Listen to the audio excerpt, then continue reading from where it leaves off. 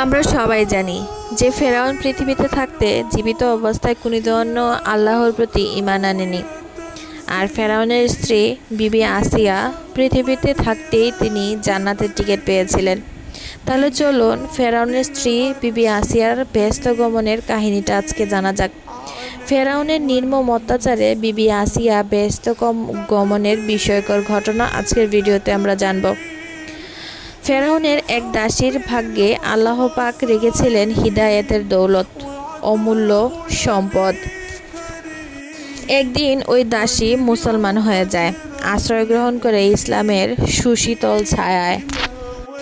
ইমানের আলো ছড়িয়ে পড়ে হৃদয়ের প্রতিটি কোণায়। দাসী তার ইমানের কথা গোপন রাখতে চেষ্টা করে, কিন্তু তা সম্ভব হয়নি। সে চেয়েছিল এই সংবাদটি কেউ না জানুক, অন্তত খোদার দাবিদার মহাপাপী ফেরাউন, কিন্তু তাও পারা যায়নি। ধীরে ধীরে এক সময় ফেরাউনের কানেও পৌঁছে যায় ওই দাসীর ঈমান আনার সংবাদ। ফেরাউন তখন ওই দাসীকে ডেকে পাঠায়, খবরের সত্যতা জানতে চায়। দাসী তখন অকপটে সবকিছু স্বীকার করে, সুতরাং আর যায় কোথায়। দাসীর ছিল দুইটি কন্যা, তার মধ্যে একজন দুগ্ধপায়ী শিশু। ফেরাউন তখন একটি বড় পাত্রে তেল গরম করতে নির্দেশ দেয়। তেল যখন টকবক করে ফুটতে শুরু করলো, দাসীকে সম্বোধন করে সে বলে, আমাকে খোদা মানো, নাইলে তোমার সন্তানরা এখনই দুনিয়া থেকে চিরতরে বিদায় নিবে। তাদেরকে আমি এই ফুটন্ত তেলে ডুবিয়ে মারব, নির্মমভাবে তাদেরকে হত্যা করব, তারপর মারব তোমাকে। সুতরাং ভেবে দেখো, মোসার খোদাকে খোদা মানবে নাকি আমাকে। ফেরাউনের কথায় দাসের ঈমান বিদ্যুতের ন্যায় জ্বলে ওঠে, ঝড়ের ন্যায় বেগবান হয়। সে বিচলিত কণ্ঠে বলে, আরে মিথ্যা খোদা, আমার তো মাত্র দুটি মেয়ে। যদি আমার আরও কয়েকজন মেয়ে থাকতো, তাদেরকেও আমি খোদার রাখে বিসর্জন দিতাম, উৎসর্গ করতাম। তবু তোর মতো নফরমানকে খোদা মানতাম না এবং কোনোদিনও অনুগত্য স্বীকার করতাম না। সুতরাং তুমি যা করতে চাই তাই করো, কোনো রকম পরোয়া নেই আমার। আমি তো এ ত্যাগের প্রতিদান চাইবই আল্লাহ তাআলার কাছে, যিনি তোমারও খোদা। নিষ্ঠুর ফেরাউন তার দাসীর বড় মেয়েটিকে প্রথমে তুলে নিল, ছেড়ে দিল ফুটন্ত তেলে। সঙ্গে সঙ্গে মেয়েটির জীবন প্রদীপ নিভে গেল, বোনা হয়ে ভাসতে লাগলো ফুটন্ত তেলের উপর। আহ, ফেরাউন কত পাষাণ! কোনো মা যদি তার সন্তানকে এভাবে মরতে দেখে, তাহলে কেমন লাগবে ওই মায়ের? কেমন হবে এই অনুভূতি? এই অনুভূতি কি মানুষের ভাষায় ব্যক্ত করা সম্ভব? না, মোটেও সম্ভব নয়, অসম্ভব, একেবারেই অসম্ভব। এই ভাব ব্যক্ত করতে পৃথিবীর সকল ভাষা অক্ষম।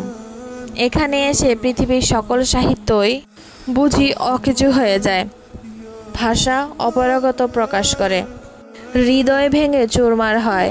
মেয়েটি তেলে নিক্ষেপ করার সাথে সাথে আল্লাহর রহমতের সাগরে ঢেউ ওঠে, সরে যায় মায়ের সম্মুখ থেকে পার্থিব জগতের পর্দা।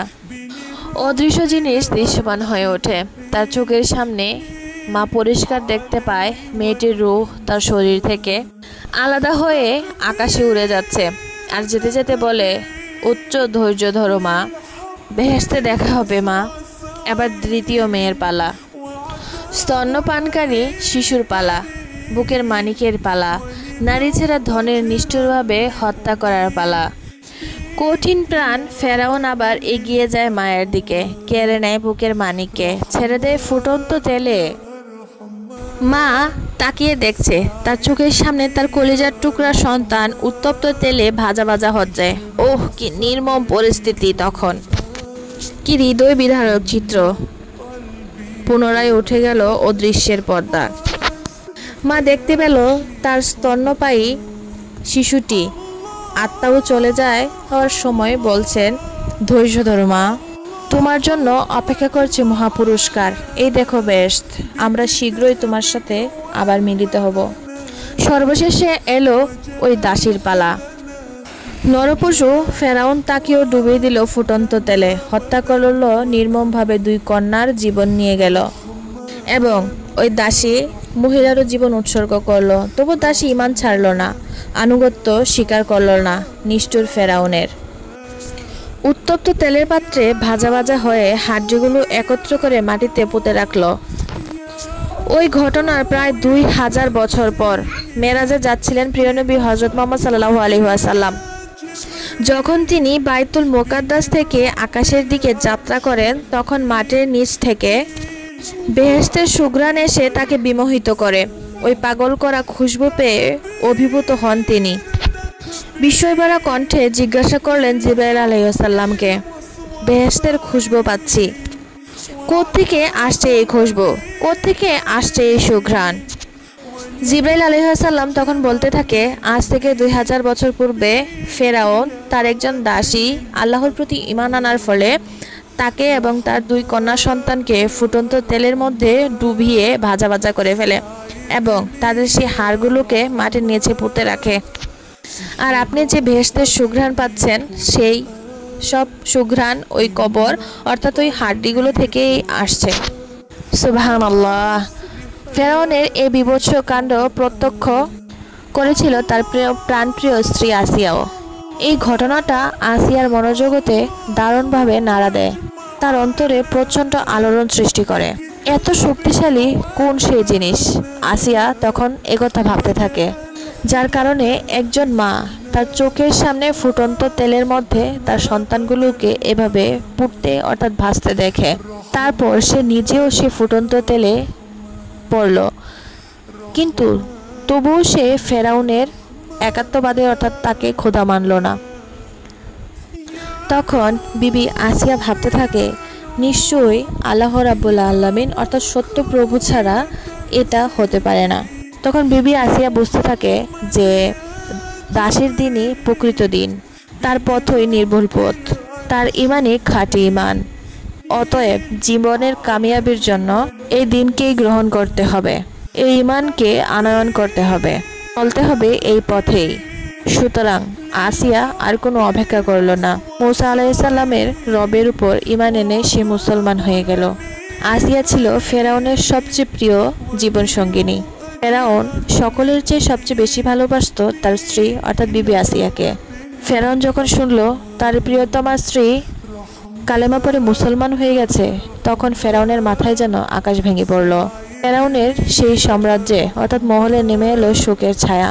ফেরাউন তখন নানা কৌশল অবলম্বন করলো আসিয়াকে তার ধর্মে অর্থাৎ তাকে খোদা মানার সেই রীতিতে তাকে ফিরিয়ে আনতে। নানাভাবে তাকে বোঝাতে লাগলো, কিন্তু তার সব চেষ্টায় ব্যর্থ গেল। অবশেষে বিবি আসিয়াকে জেলখানায় বন্দি করলো, ক্ষুধা তৃষ্ণায় কষ্ট দিল। কিন্তু ঈমান এমন একটি শক্তি যা আঘাত পেলে কেবল বেড়েই চলে। যত শক্তভাবে আঘাত করা হয় ততই তার শিকড় গভীরে চলে যায়। যতই বাধা আসে, যতই প্রতিকূলতা আসে, ঈমান ততই মজবুত হয়, শক্তিশালী হয়, জ্বলে উঠে সূর্যের মতো দীপ্ত হয়ে। তো এক দুর্বল নারী ক্ষুধার জ্বালা কষ্ট করেছে, তৃষ্ণা কষ্টে অনেক কষ্ট পেয়েছে, তবুও সে ফেরাউনের প্রতি ঈমান আনেনি। সে ঈমান এনেছে মহান রাব্বুল আলামিন আল্লাহ তাআলার উপর। শারীরিক নির্যাতন সহ্য করেছে, বেত্রাঘাতের কষ্ট সহ্য করে নিয়েছে, তবুও সে ফেরাউনের আবদার মানেনি। সবশেষে এলো এক কঠোর নির্দেশ। ফেরাউন বলল, আসিয়াকে শুলে চড়াও। পৃথিবীর ইতিহাসে শুলের আবিষ্কারক হলো ফেরাউন। ফাঁসির আদেশ প্রথম সেই চালু করেছে। শুলি দেওয়ার নিয়ম হলো 2 হাত 2 দিকে প্রসারিত করে হাতের তালু 2 দিকে বিছিয়ে তার মধ্যে পেরেক মারা হয়। এরূপভাবে পেরেক মারা হয় 2 পায়ে। তারপর সেই কাঠ ব্যক্তি সহ দাঁড় করানো হয়। তখন সে ব্যক্তি অসীম যন্ত্রণায় কাতরাতে কাতরাতে সেখানেই প্রাণত্যাগ করে। ফেরাউনের নির্দেশে আসিয়াকে শুলোতে চড়ার প্রস্তুতি চলতে লাগলো। তুলতুলে নরম হাত, যে হাতে কোনোদিন শক্ত কোনো তৃণও স্পর্শ করেনি, এই রেশম কোমল হাতে লোহার পেরেক মারা হলো। যে পা কোনোদিনও শক্ত মাটি বাড়ায়নি, সেই পায়েও মারা হলো শক্ত পেরেক। শুধু কি তাই? না, এতটুকু কষ্ট দিয়েও পাষণ্ড ফেরাউন তৃপ্তিবোধ করেনি। ফেরাউন ক্ষান্ত হয়নি। ফেরাউন আবার নির্দেশ দিল যে আসিয়ার শরীর থেকে তার চামড়া আলাদা করে নিতে, অত্যাচারের মাত্রা বাড়িয়ে দাও। সেই সঙ্গে সে নির্দেশও পালন করা হলো। কঠিন অবস্থায় আসিয়া আল্লাহ তাআলার দরবারে দোয়া করলো। আর সেই দোয়াই সেদিন আল্লাহ তাআলার আরশ পর্যন্ত কেঁপে উঠেছিল। আসিয়ার এই দোয়াকে আল্লাহ তাআলা এমনভাবে কবুল করেছিলেন, পরবর্তীতে সেটাকে পবিত্র কোরআনের অংশ বানিয়ে দিয়েছেন। কিয়ামত পর্যন্ত উম্মত কোরআন তেলাওয়াত করবে। আল্লাহ তাআলা তখন ফেরেশতাদেরকে বললেন, আসিয়ার সামনের পর্দা সরিয়ে দাও, দৃশ্যকে করে দাও দৃশ্যমান, দেখিয়ে দাও তাকে বেহেশতের সেই ঘর যেখানে সে চিরকাল থাকবে। নির্দেশ পালিত হলো সঙ্গে সঙ্গে।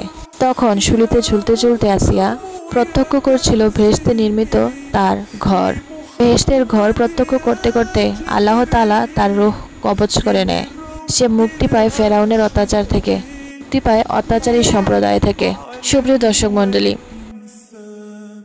বিবি আসিয়ার থেকে আমরা কত ভালো অবস্থানে আছি, কিন্তু তবুও আমরা আল্লাহ তাআলার শুকরিয়া আদায় করি না, নামাজ পড়ি না এবং নবী করিম হযরত মুহাম্মদ সাল্লাল্লাহু আলাইহি ওয়াসাল্লামের সুন্নাহ অনুযায়ী জীবনযাপন করি না। আল্লাহ তাআলা আমাদের সবাইকে হেদায়েত দান করুক এবং সবাইকে আল্লাহর দ্বীন এবং নবী করিম হযরত মুহাম্মদ সাল্লাল্লাহু আলাইহি ওয়াসাল্লামের সুন্নাহ অনুযায়ী জীবন অতিবাহিত করার তৌফিক দান করুক।